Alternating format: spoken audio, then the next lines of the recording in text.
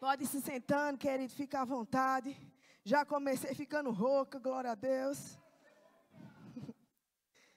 Já estava, né? E agora ficou de novo. Aleluia. Boa noite, queridos, graça e paz, amém? Queridos, faz mais ou menos uns 2 meses que o Senhor começou a falar comigo a respeito desse tema. E é sobre isso que eu quero compartilhar com vocês nessa noite. Eu peço desculpa pela minha voz, mas já foi. Queridos, ultimamente eu tenho visto e eu tenho ouvido muitas pessoas que têm passado por momentos de pressão. Isso começou a gerar dentro de mim uma indignação, não com as pessoas, mas com aquilo que o inimigo tem feito. O quanto o inimigo tem cegado muitas pessoas através de problemas, circunstâncias, pressões, desafios. E sabe, queridos, eu quero começar essa ministração te dando uma super, mega, hiper revelação. Se você não sabe, você vai descobrir isso nessa noite. As pressões, querido, elas fazem parte da nossa jornada. A pressão, ela existe em todo o tempo da história. Ela não respeita a sua classe social, se você é alto, baixo, homem, mulher, se você é adulto, se você é adolescente, se você é branco, preto, azul, amarelo, verde, neon, purpurina, transparente, não interessa. A pressão, ela é um fato. Todos nós vamos passar por momentos de pressão. Até o próprio Jesus, querido, passou por momentos de pressão. E sabe, existem pressões que nós passamos por conta de posicionamentos, escolhas erradas que nós temos. Mas tem outras que não, querido. Porque as pressões, elas fazem parte do curso natural de nossas vidas. Querido, se você é líder ou liderado, casado ou solteiro, se você é pai ou filho, se você, querido, trabalha ou está desempregado, tem um grande patrimônio para administrar, ou só tem as roupas do couro, independentemente da fase, da estação, da situação ou da posição, sempre vão existir pressões, desafios. E sabe, queridos, eu não sei quais problemas vocês têm enfrentado. Eu não sei se são problemas familiares, são problemas financeiros, se é uma enfermidade, um processo de luto. Eu não sei se é uma crise na identidade. Eu não sei se são sentimentos de rejeição, inferioridade, incapacidade. Eu não sei. Mas uma coisa eu posso lhe dizer, que nós precisamos aprender a lidar e a se posicionar diante das pressões.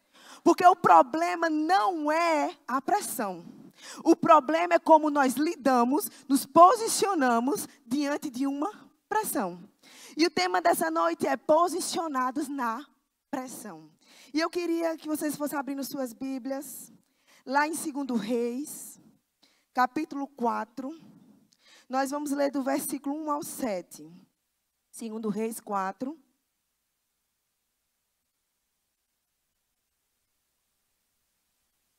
Quando o Senhor começou a compartilhar comigo a respeito desse assunto, Ele me levou a estudar a respeito desse texto, que eu já tinha lido muitas vezes na Bíblia. Mas o Espírito Santo me fez enxergar ele sob uma nova ótica, e é sobre isso que eu vou compartilhar com vocês. Eu vou ler pausadamente no início, e depois a gente segue o texto completo. 2 Reis, capítulo 4, versículo 1 diz: Certa mulher das mulheres dos discípulos dos profetas, clamou a Eliseu dizendo: Meu marido, teu servo, morreu, e tu sabes que ele temia ao Senhor.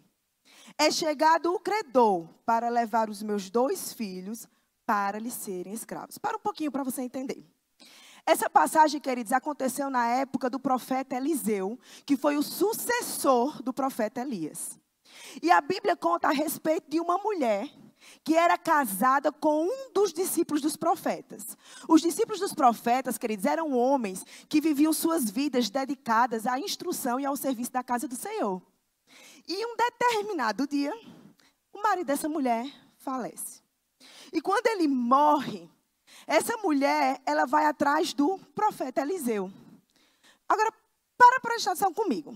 Eu não sei se você entende, mas eu, Samara, particularmente acho, de acordo com o que eu penso, que essa mulher estava passando por um dos processos, das pressões mais difíceis, que é o processo do luto. Essa mulher, o marido dela tinha acabado de falecer. Querido, não sei se você entende que a Bíblia conta que ela tinha 2 filhos. Ou seja, ela estava precisando lidar com a pressão, com o processo do luto. Ela estava tentando lidar com as suas emoções e com as pressões, porque o marido dela tinha falecido. Mas ela também precisava lidar com as emoções e com o processo de luto dos filhos dela. Então, essa mulher, não sei se você para entender e meditar, ela estava passando por muita, mas muita pressão. E o interessante é que quando ela chega diante do profeta, ela diz assim: olha, o meu marido, teu servo, morreu. E tu sabes que ele era temente ao Senhor. Queridos, não tem como, eu não consigo acreditar que uma pessoa que é temente ao Senhor e temente à palavra, ela não vai ser um bom pai, um bom marido, um bom filho, um bom servo. Então, essa mulher estava passando por um processo de luto de um marido muito bom que tinha falecido. E como se não bastasse esse contexto que ela estava passando, ela ainda está passando por outra situação. Porque ela conta para o profeta que é chegado o credor para levar os 2 filhos dela como escravo. Ou seja, queridos, ela também estava passando por um processo de falta. Essa mulher estava endividada. Então, imagina a cabeça dessa mulher, queridos, como é que não estava. Era tudo isso que ela estava passando. Porque, queridos, para comigo. Eu não sou mãe. E eu sei que nem todo mundo aqui é mãe e pai. Eu imagino que se o credor tivesse chegado nela e dissesse assim: eu vou levar você como escrava, era ruim, mas ainda dava mais os 2 filhos, queridos. O marido dela tinha acabado de falecer. Ela estava prestes a ver os 2 filhos, o restante da família dela, sendo levada como escravo. Então, eu creio, e você também crê, que essa mulher estava passando por muita, mas muita pressão. E a gente vai entender como é que essa mulher lidou com todas essas pressões. Continua lendo. Depois que ela fala, o profeta, olha o que ela diz. Eliseu lhe perguntou: que te hei de fazer, mulher? Diz-me, o que é que tu tens em casa? E ela respondeu: tua serva não tem nada, senão uma botija de azeite. Então disse ele: vai, pede emprestadas vasilhas a todos os teus vizinhos, vasilhas vazias e não poucas. Então entra, fecha a porta sobre ti e os teus filhos, e deita ou derrama o teu azeite em todas aquelas vasilhas, e põe à parte a que estiver cheia. Partiu, preste atenção, partiu, pôs dele e fechou a porta sobre si e sobre seus filhos. Estes lhe chegavam as vasilhas e ela as enchia. Cheia as vasilhas, disse ela a um dos seus filhos: ô filhão, chegue-me aqui mais uma vasilha. Mas o filho dela respondeu: ô mamãe, não há mais vasilha nenhuma. E o azeite parou. Então foi ela e fez saber ao homem de Deus, e ele disse: vai, vende o azeite, paga a tua dívida, e tu e os teus filhos vivei do resto. Queridos, existem situações nas nossas vidas que nós não sabemos o que fazer, não sabemos como agir e não sabemos de onde prover naturalmente. E está tudo bem. A gente não precisa saber tudo mesmo, não. Mas uma coisa nós precisamos saber: a quem nós vamos recorrer. Nós precisamos saber, queridos, onde é que tem solução para nós. Nós precisamos saber em qual porta nós vamos bater. Essa mulher, querida, ela não foi pedir a uma pessoa que estava passando no meio da rua. Ela não foi atrás de outra viúva. Ela não foi atrás de quem está endividada. Ela não foi atrás de quem tinha sido, os filhos tinham sido levados como escravos. Não, queridos. Essa mulher foi atrás do profeta Eliseu. Ela foi exatamente no lugar certo. Nós sabemos que na antiga aliança, a palavra do profeta era a própria voz de Deus. Hoje, na nova, não, porque nós sabemos que nós somos guiados pelo Espírito Santo que habita dentro de nós. Mas naquela época não existia o Espírito Santo dentro. Então, aquela mulher foi atrás de quem poderia dizer algo. Na verdade, essa mulher estava indo atrás do que Deus ia dizer para ela fazer naquele momento. Sabe, queridos, nós precisamos parar de bater em portas onde não vão ter solução para nós. Parar de procurar pessoas que não vão ter resposta para nós. Precisamos parar de ir em locais que nós não deveríamos estar indo. E parar de crer em notícias e diagnósticos que não vão gerar milagre. Nós precisamos, queridos, buscar na fonte. A fonte é a palavra do Senhor. A Bíblia, querido, tem resposta para absolutamente tudo. As portas do céu ainda continuam abertas. Não existe, querido, oração que não seja respondida. Não existe situação que seja impossível demais para o Senhor. Não existe coisa que seja difícil demais para Ele fazer. Lá em Gênesis capítulo 18, versículo 14, a Bíblia diz que Deus falou para Sara: Sara, acaso para o Senhor existe algo que seja demasiadamente difícil? Lá Isaías 59:1 diz que as mãos do Senhor não estão encolhidas para que não possas nos salvar. E nem os seus ouvidos estão surdos para que não possa nos ouvir. Queridos, nós devemos viver as nossas vidas aos pés do Senhor. Nós devemos buscar o Senhor, ter uma vida cotidiana com o Senhor. É por isso que muitas vezes quando as pressões vêm, acaba abalando mais do que deveria. Porque nós não temos muitas vezes uma vida de comunhão, de intimidade com o Espírito Santo. Deixa eu te dizer uma coisa. A pressão, ela não avisa quando ela vai aparecer. A mulher não acordou e disseram assim: olha, hoje vai chegar um credor, hoje teu marido vai morrer. Não, querida, aconteceu. Mas essa mulher, pelo que a gente vai ver, ela estava preparada. E a gente vai entender por quê. Mas quando a gente continua lendo, é interessante que quando ela clama, ela procura o profeta Eliseu, logo em seguida a Bíblia diz uma coisa muito interessante. Diz que ela diz para o profeta: olha, é chegado o credor. E essa expressão, é chegado o credor, me chamou a atenção quando eu li. Eu fui pesquisar sobre esse texto no original, no hebraico, no texto massorético. E sabe o que significa é chegado? É uma expressão que vem do hebraico chamado hanoshi ba. Ba é um verbo que vem do verbo bo. Sabe o que significa o verbo bo? Significa que algo veio, que algo chegou em um determinado espaço físico. Significa que algo literalmente entrou naquele lugar. Mas eu não falei para vocês que a expressão era hanoshi bo. Eu falei que era hanoshi ba. E quando se usa o verbo ba na Bíblia, significa que algo veio até, que algo chegou até, mas não acessou, não entrou. O credor chegou até a porta da casa daquela mulher, mas ele não acessou. Ele não entrou. E ele nem arrastou os meninos daquela mulher como escravos. Sabe por quê? Porque toda circunstância, ela tem um limite. Toda circunstância, queridos, ela só vai até um determinado ponto. Elas podem até chegar, e elas vão chegar muitas vezes, até a nossa... Elas podem até bater na nossa porta. Elas podem até querer mostrar a ameaça ou a intenção que ela tem, dizendo para... Ei, acabou o seu casamento. Acabou para suas finanças. Acabou para os seus sonhos. Acabou para os seus filhos. Mas deixa eu te dizer, querido, é só uma ameaça. Porque toda circunstância, ela tem um limite. Por que que eu e você andamos respeitando limites que não foi o Senhor que estabeleceu? Porque a maioria dos limites que me limitam e te limitam, não foi o Senhor que falou, nem foi o Senhor que colocou. Hoje é noite, querido, de você se levantar e de dar um limite no seu limite. É o momento de você chegar e dizer: Satanás, acabou, com a minha família não, com as minhas finanças não, com os meus filhos não. Você veio até aqui, Satanás, deixa eu dizer uma coisa.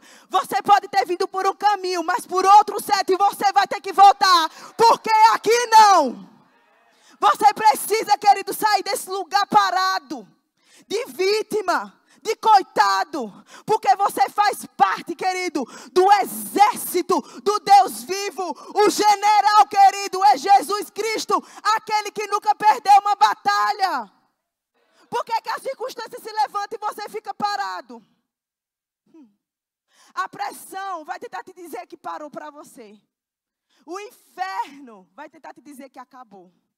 Mas eu estou aqui para te dizer que o choro, ele pode durar uma noite, mas a alegria, ela vem pela manhã. Que melhor é o fim das coisas do que o início delas. Que maior é aquele que está dentro de nós do que aquele que está no mundo. Que as portas do inferno não prevalecerão contra a igreja do Senhor. Querido, você precisa se levantar. Aí você diz, Samara, você não está entendendo. A pressão que eu estou passando está muito pesada. Eu não estou aguentando. Querido, deixa eu dizer uma coisa para você, não tema. Sabe por quê? Porque você não será envergonhado. Salmos 25:3 diz que aqueles que esperam no Senhor, ninguém, a Bíblia usa a expressão, ninguém será envergonhado. Sabe o que vai ser envergonhado? O capeta mais uma vez. Porque a palavra diz, lá em Colossenses capítulo 2, versículo 15, que Jesus despojou todos os principados e potestades e os expôs publicamente à vergonha, triunfando sobre eles na cruz. Querido, você não vai ser envergonhado. Você não vai ser envergonhado. Tem pessoas aqui, queridos, que têm essa nota de que tem medo de ser envergonhado. Você não vai. Você não vai. Você não vai, querido. Você está numa torre forte. Você está no lugar mais protegido que você poderia estar. Não vai, querido, não vai. Mas quando continua a passagem, você vê que depois que ela conta todo o contexto, o profeta pergunta a ela, ô mulher, o que é que tu tem em casa? Me diz aí. Aí ela olha assim e faz, olha, lá em casa não tem nada, a não ser, uma botija de azeite. Essa botija de azeite, queridos, no hebraico, significa uma vasilha pequena que era usada para ungir. Ô, querido, essa mulher estava dizendo em outras palavras assim, olha, lá em casa só o que resta é um azeite da unção. Queridos, quando nós estamos passando por momentos de muita pressão, nós muitas vezes nos comportamos feito essa mulher. A gente fica tão envolvido com a pressão, que a gente esquece do que a unção pode fazer. Que a gente esquece daquele a quem nós carregamos. E sabe, queridos, essa mulher, ela achou que ela não tinha nada, mas ela tinha o suficiente. Ela tinha o principal. Ela tinha um fundamental. Ela tinha um azeite da unção. Ela achava que ela não tinha nada, querido. Mas ela tinha absolutamente tudo. Sabe, querido, pode nos faltar tudo. Só nos pode faltar a presença, queridos. Lá em Efésios capítulo 5, versículo 18, fala que nós não devemos nos embriagar com vinho, onde há dissolução. Mas nós devemos nos encher do Espírito. Porque é o Espírito Santo, querido, que em toda a nossa vida e durante das pressões, que nos consola, que nos guia, que nos conforta, nos capacita, nos fortalece, nos dá sabedoria. É o Espírito Santo, queridos. Sabe, eu trouxe aqui 2 garrafas. Quem observa deve ter pensado, porque a menina levou uma garrafa vazia. Mas para te mostrar um exemplo. Sabe, eu tenho essa garrafa aqui vazia. E eu tenho essa garrafa aqui, ó, com água.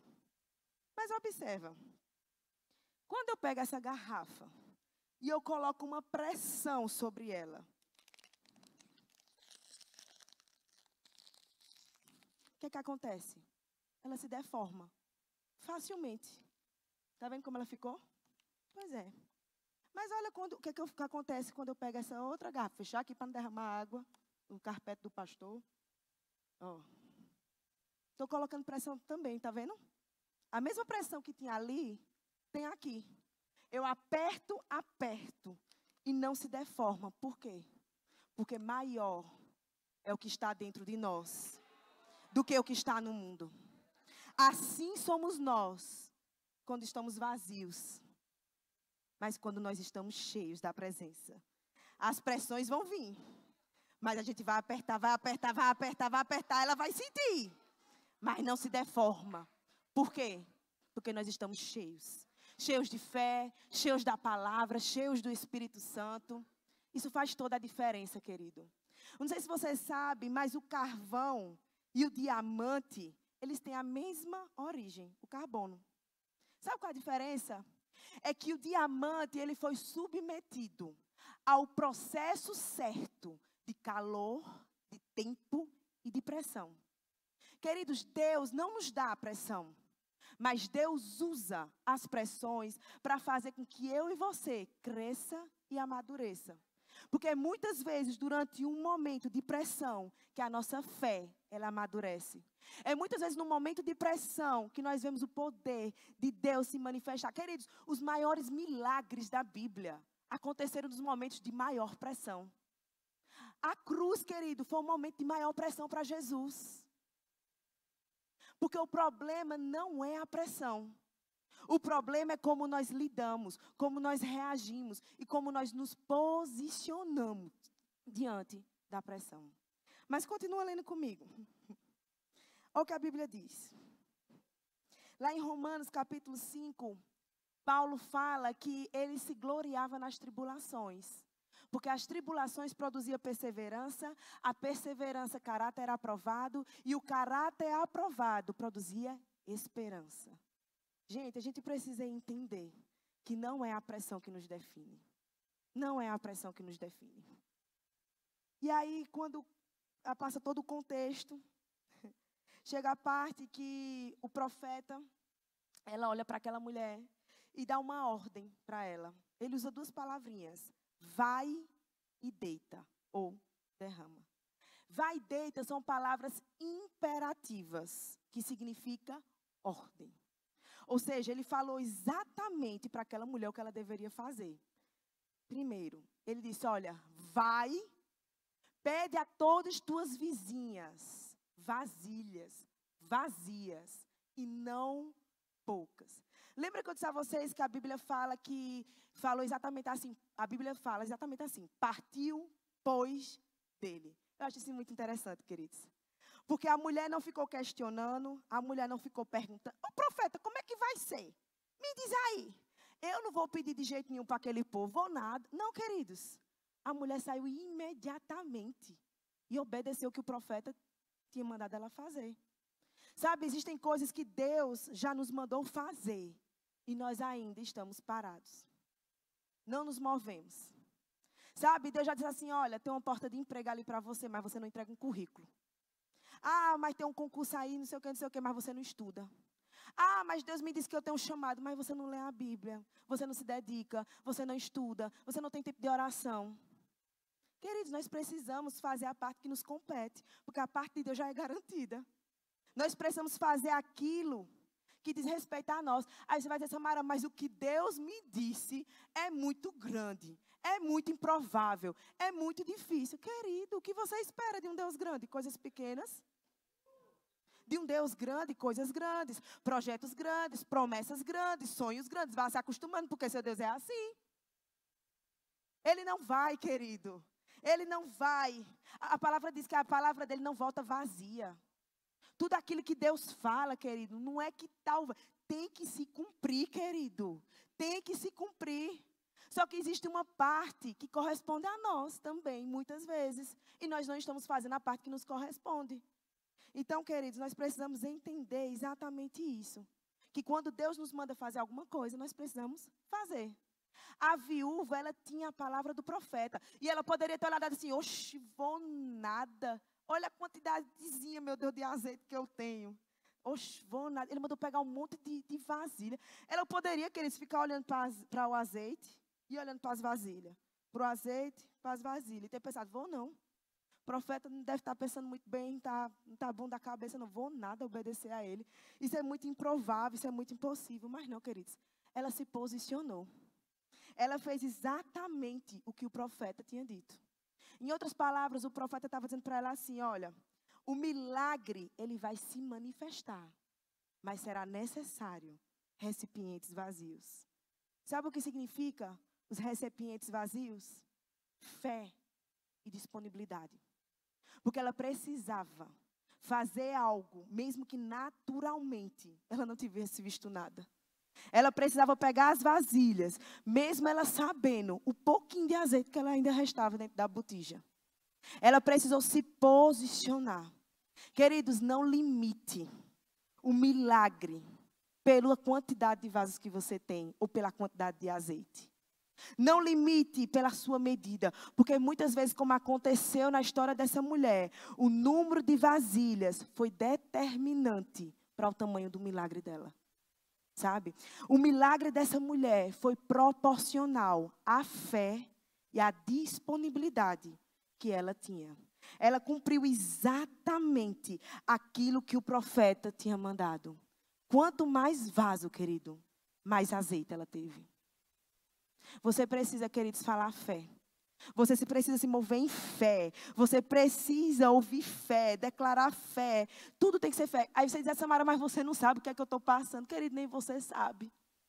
Nem você sabe o que é que eu estou passando. Mas eu botei o meu melhor sapato, a minha melhor roupa, fiz caixinha nos meus cabelos. Passei o meu melhor perfume e vim ministrar para vocês. Para dizer a você que não é a pressão que vai te parar. Que não é a pressão que vai te matar. Queridos, há mais ou menos 6 meses atrás, hoje manhã não vai estar na minha ministração, tá, mãe? Hoje eu dei uma folga para a minha personagem favorita. Mas há uns 6 meses atrás, queridos, a gente passou por um momento de muita pressão na minha casa. Eu pensei que aquela semana não ia passar. Nunca mais na minha vida. Queridos, numa semana só, meu pai teve um AVC, caiu de uma altura de uns 2, 3 metros, não sei qual é a altura daquilo ali. Caiu. Precisou ir para Recife para uma UTI neurológica para a gente descobrir por que meu pai tinha caído, porque até então só tinha sido um desmaio. Eu vi meu pai convulsionando. Na mesma semana, a funcionária que trabalha na nossa loja pediu demissão por conta do trabalho dela. No outro dia, entraram na nossa loja e assaltaram. Você não está entendendo não, queridos? E para completar, eu estava passando por um processo interno, de um diagnóstico que eu estava procurando para alguma coisa. E, queridos, não foi uma semana fácil, não. Não foi. Mas nós sabemos, queridos, que eu sabia que eu precisava me posicionar diante da pressão. E naquele momento, por mais que seja, para todo mundo poderia ter sido uma semana maravilhosa, que inclusive foi a semana de sair da igreja. Enquanto estava todo mundo aqui feliz, eu estava passando por um dos momentos mais difíceis das nossas vidas. E deixa eu dizer uma coisa, querido, passou. Quando meu pai recebeu o diagnóstico do médico, o médico olhou para o meu pai e disse assim, olha, que eles fizeram um monte de coisa, tomografia, não sei o quê, não sei o quê, não sei o quê, não sei o quê. Aí olharam e disseram assim, olha, seu Sérgio, o senhor teve um AVC isquêmico. Aí pai foi, ele fez, mas que interessante, porque meu pai, queridos, ficou normal. Por isso que a gente não sabia. Ele fez, olha, mas é o que aconteceu, o AVC, a isquemia, deu entre 2 lóbulos. Por isso que não afetou em absolutamente nada, que é uma coisa muito difícil de acontecer. Meu pai teve uma isquemia, queridos, meu pai não ficou com nenhum tipo de efeito colateral, nada, ele ficou exatamente do mesmo jeito. E eu creio, queridos, que foi intervenção do Senhor. Às vezes, quando as situações acontecem, a gente não sabe. E eu dou graças a Deus, hoje, por meu pai, quando teve esse processo todinho, ele estava dentro de casa, não estava dirigindo, não estava acontecendo nada. E a gente sabe hoje uma predisposição que ele tem, que em nome de Jesus nunca mais vai ter. Mas isso foi importante para entender onde é que a gente está, onde é que está realmente nosso coração, como é que está realmente a nossa fé, como é que a gente se posiciona, porque que ele está posicionado no dia fácil é muito fácil. É muito fácil. Você levantar as mãos e render e cantar no dia fácil é muito fácil. É nos dias difíceis, quando a gente precisa mais ter força, é que nós vemos realmente onde estão os nossos corações. E sabe, queridos, você precisa tirar o olho de você. Você precisa tirar o olho da pressão. Você precisa tirar o olho da quantidade de azeite que você tem ou da quantidade de vasilha que precisa ser enchida. Você precisa tirar o olho da montanha, querido. Você precisa colocar os seus olhos no Senhor. Samara, mas a fé nega a realidade. Não, querida, a fé não nega a realidade, mas ela muda a realidade. Existem coisas que ainda não foram mudadas porque você não se posicionou. E é aquela frase que eu sempre gosto de dizer. Às vezes a gente vive botando na conta de Deus o que é conta nossa. Aquilo que a gente não tem feito.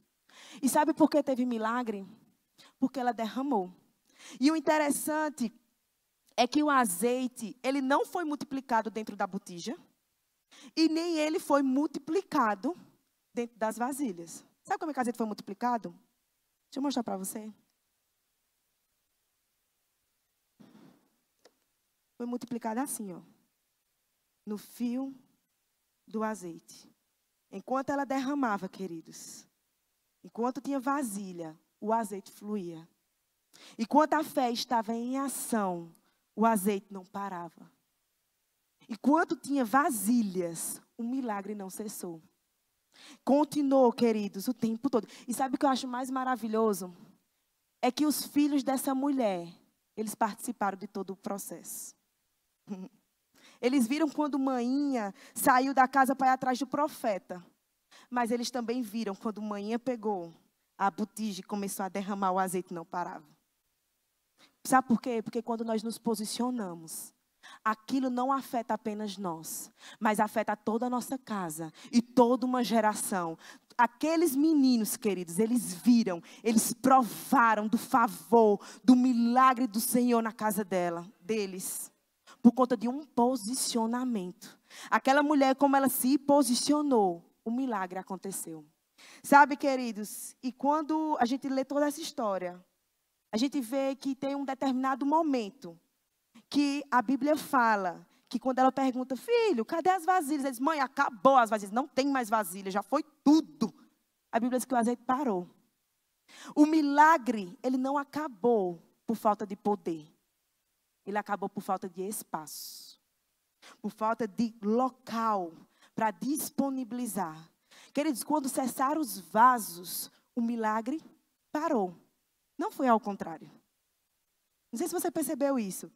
Porque o milagre, ele não cessa. O milagre cessa quando não há onde mais ser derramado. Sabe aquela frase que o pastor John sempre diz? O espaço que você der é o espaço que Deus vai ocupar.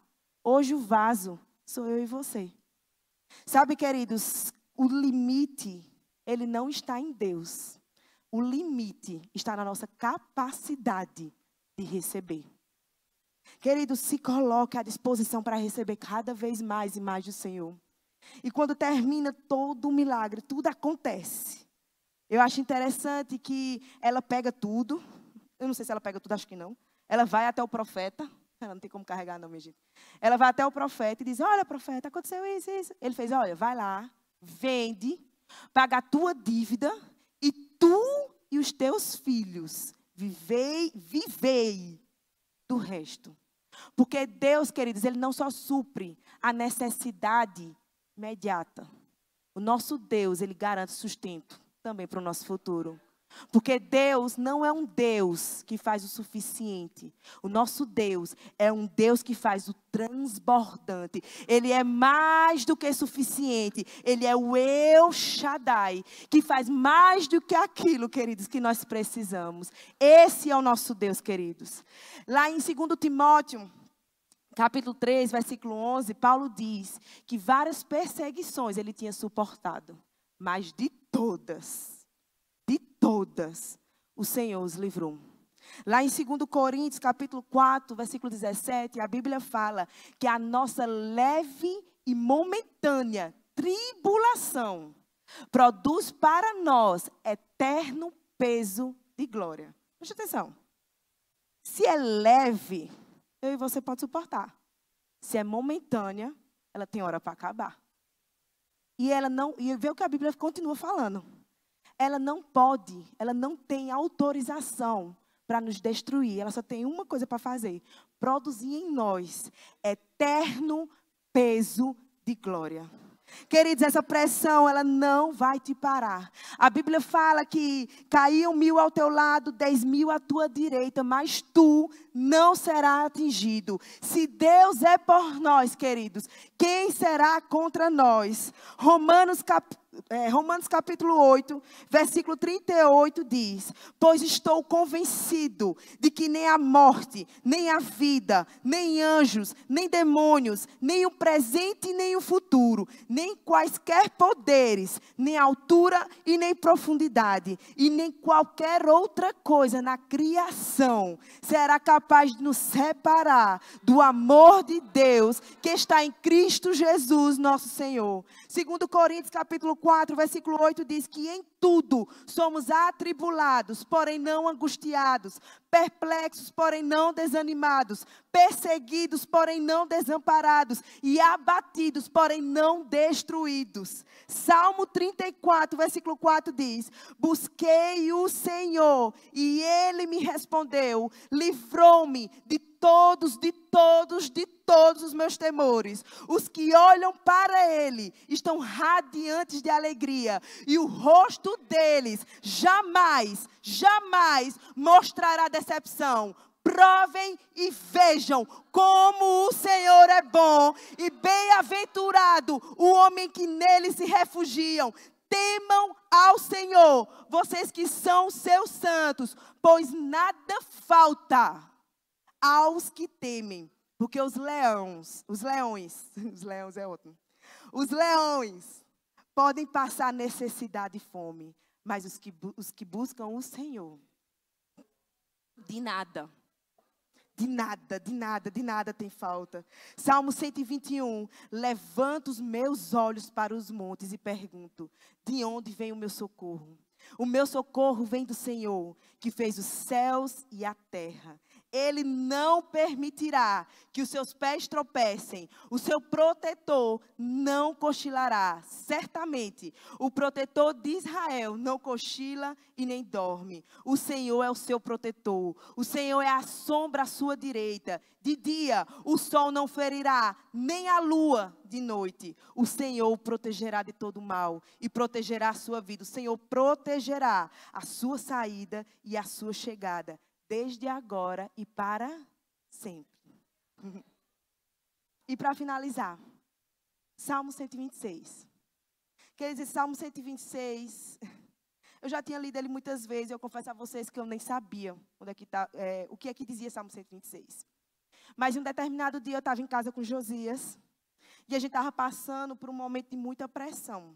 Muita pressão. E aí eu estava um dia conversando com o Josias, lá em casa a gente tem uma coisa que a gente não fala sobre falta.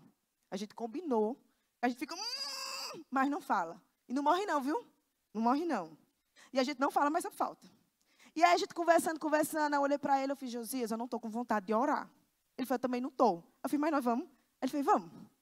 Ah, tá certo. A gente começou a orar. E aí quando a gente estava orando, do nada, queridos, do nada, veio uma nota no meu coração, Salmo 126. E eu não me lembrava o que é que dizia Salmo 126. Nem tinha noção. E eu doida que Josias terminasse a oração e não parava. E eu, meu Deus, eu quero ver Salmo 126, eu quero ver Salmo 126. E o homem não parava. Daqui a pouco, ele parou e fiz, amor, eu não entendi, foi nada. Mas veio o Salmo 126 no meu coração. Vamos abrir para a gente ler? E aí dizia exatamente esse versículo. Quando o Senhor restaurou a sorte de Sião, ficamos como quem sonha. Então a nossa boca se encheu de riso e a nossa língua de júbilo. Então entre as nações se dizia, grandes coisas o Senhor tem feito por eles. Com efeito, grandes coisas fez o Senhor por nós. Por isso estamos alegres. Restaura, Senhor, a nossa sorte como as torrentes do Neguebe. Porque os que com lágrimas semeiam, com júbilo ceifarão. Quem sai andando e chorando enquanto semeia, voltará com júbilo, trazendo os seus feixes. E, queridos, depois dessa hora, você pode dizer, que legal, que bonitinho, tá aí. No outro dia a gente acordou, eu e Josias aprendemos 2 chaves durante Avivamentos e Milagres, que é a gratidão e a alegria. Independentemente da situação, a gente é grata ao Senhor e a gente se alegra mesmo sem ver. E a gente estava indo trabalhar, era meio-dia. Aí Josias olhando para mim aí a gente orou e disse assim, Senhor, a gente orou por isso, a gente não vai orar mais por isso. E querida, às vezes eu sou meio ousada. Quando eu estou orando, quando eu conheci Josias foi do mesmo jeito, eu disse, Senhor, e a resposta vem amanhã. Isso aqui que a gente está orando, vem amanhã a resposta. Eu tinha essa nota no meu coração, que a resposta vinha no outro dia. E eu me lembro que a gente acordou, foi trabalhar, meio-dia. Aí Josias olhou e fez, amor, eu preciso decidir. O que é que eu faço? Eu faço isso, eu faço aquilo. Eu disse, Josias, você não vai se movimentar enquanto não tiver um comando do Senhor. Você vai ficar exatamente onde a gente está. E quando Deus nos disser o que fazer, a gente faz. Jesus está certo. Queridos, essa oração não durou nem 24 horas, 16 horas, mais ou menos. Recebe uma notificação no celular de Josias. Exatamente aquilo que a gente tinha pedido. O Senhor fez exatamente e fez muito mais. Ele fez assim, acho que 3 vezes mais do que aquilo que a gente pediu. A gente não precisou movimentar um dedo. E eu creio, queridos, que isso que aconteceu foi porque o rosto de Josias não saía do rosto daquele homem. E aconteceu exatamente aquilo que a gente tinha orado. E eu sei, queridos, que independentemente da situação, você precisa crer que se você está debaixo de uma palavra, vai acontecer. Você, querido, está debaixo de uma palavra. A sua casa está debaixo de uma palavra. Os seus filhos estão debaixo de uma palavra. As suas finanças estão debaixo de uma palavra. A sua saúde está debaixo de uma palavra. E aquilo que se levanta como circunstância vai ser somente para te empurrar cada vez mais para aquilo que o Senhor falou sobre a sua vida. Só vai fazer com que esteja te acelerando para o cumprimento da promessa. Você já comeu feijão? Já. Eu espero que você goste, viu, irmão? O nordestino tem que gostar de feijão. Já viu que o feijão, ele é muito gostoso, né? Eu gosto de feijão, particularmente, feijão preto, que é bom. E a gente, quando vai comer um feijão, a gente bota ele numa panela de pressão.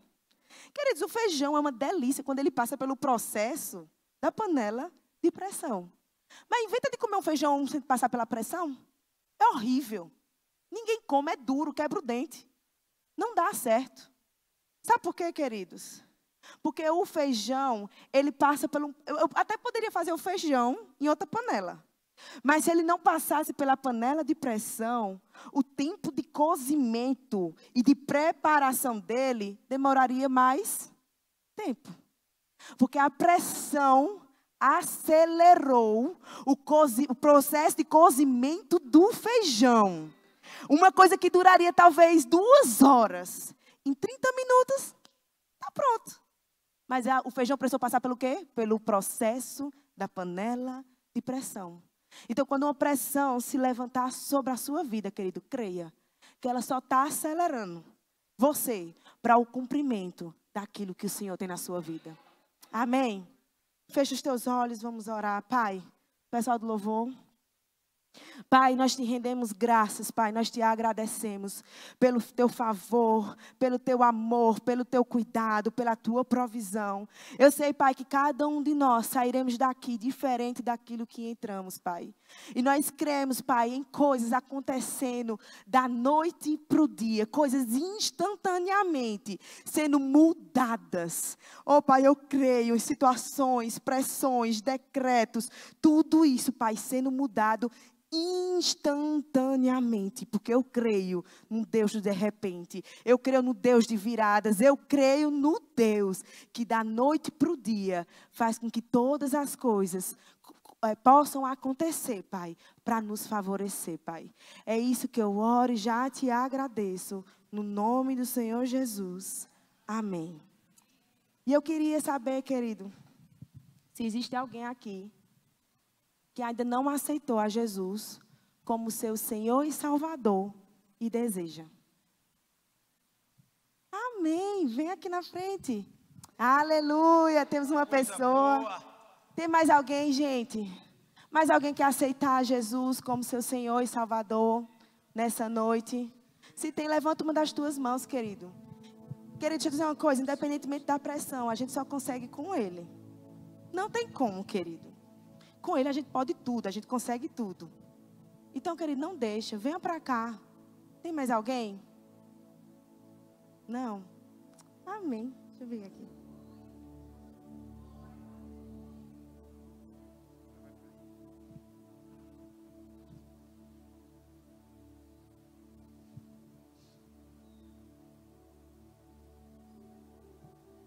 Queridos, vamos orar. Eu quero que você declare exatamente aquilo que eu vou dizer, tá bom?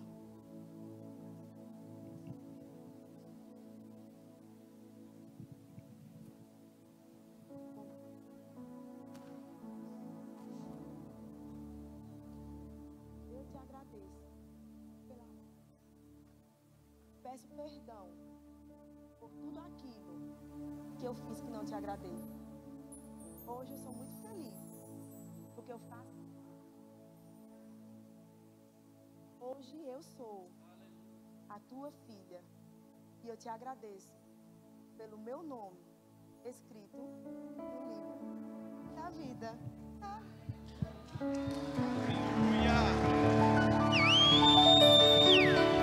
Queridos, levanta a sua mão. Vamos orar por ela. Pode. Glória.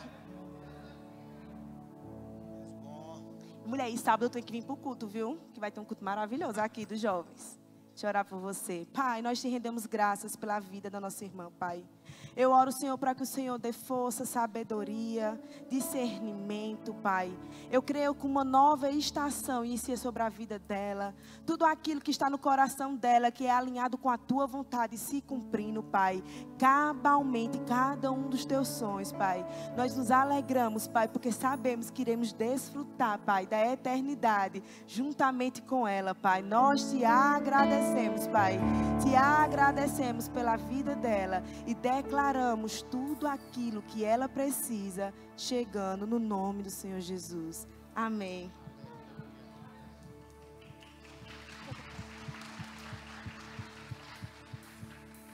Tem mais alguém que não foi batizado com o Espírito Santo, com a evidência bíblica, de falar em outras línguas e deseja nessa noite?